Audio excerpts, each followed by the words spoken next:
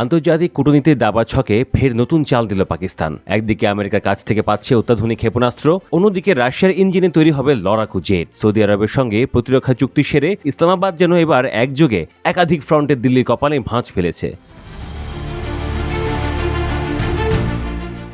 সম্প্রতি মার্কিন প্রতিরক্ষা দপ্তরের এক বিজ্ঞপ্তিতে জানানো হয়েছে, পাকিস্তানের বিমান বাহিনীকে AIM-120 advance medium range air two air missile বা অ্যামরাম সরবরাহ করবে যুক্তরাষ্ট্র। রেথিয়ন নামক সংস্থা তৈরি করছে এই মারণাস্ত্র। 130 থেকে 160 কিলোমিটার দূরে লক্ষ্যবস্তু ধ্বংস করতে সক্ষম এই মারণাস্ত্র। ইতিমধ্যেই ক্ষেপণাস্ত্রটি C8 এবং D3 সংস্করণ তৈরির কাজ শুরু হয়েছে। 2030 সালের মধ্যেই ইসলামাবাদের হাতে পৌঁছতে পারে এই অস্ত্র। এই চুক্তি কার্যকর হলে মাঝ আকাশের ডগফাইটে পাক পাইলটদের লড়াইয়ের ক্ষমতা অনেকটাই বাড়বে বলে মনে করছেন প্রতিরক্ষা বিশেষজ্ঞরা। কারণ পাকিস্তানের প্রধান যুদ্ধবিমান F-16 এর সঙ্গে এই ক্ষেপণাস্ত্রের সামঞ্জস্য রয়েছে। 2019 সালের বালাকোট হামলার ঘটনার পরও F-16 থেকেই অ্যামরাম নিক্ষেপ করে ভারতীয় MiG-21 বাইসন ভূপাতিত করেছিল পাক বাহিনী।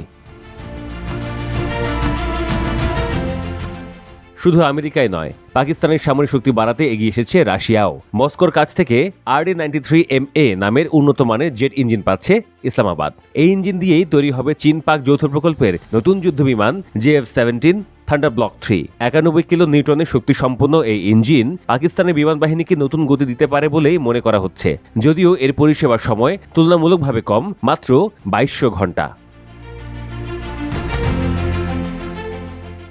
রাশিয়া, চীন এবং যুক্তরাষ্ট্রের এই সহযোগিতা নিয়ে উদ্বেগ বাড়ছে নয়াদিল্লিতে। কারণ RD-93MA আসলে রুশ MiG-29 সিরিজের ইঞ্জিনের উন্নত সংস্করণ। এটি ভারতীয় বিমান বাহিনীও ব্যবহার করে। বিশ্লেষকদের মতে, ঘুরপথে চীনের সহযোগিতায় ইঞ্জিনটি পাকিস্তানের হাতে আসা ভারতের পক্ষে কৌশলগত দিক থেকে বড় বিপদ।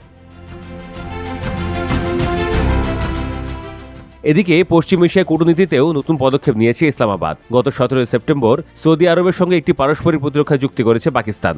চুক্তি অনুযায়ী তৃতীয় পক্ষের আক্রমণকে দুই দেশই যুদ্ধ হিসেবে বিবেচনা করবে। পাকিস্তানের প্রতিরক্ষামন্ত্রী খাজা আসিফের দাবি, এই জোট সৌদি আরবকে পরমাণু সুরক্ষা দেবে।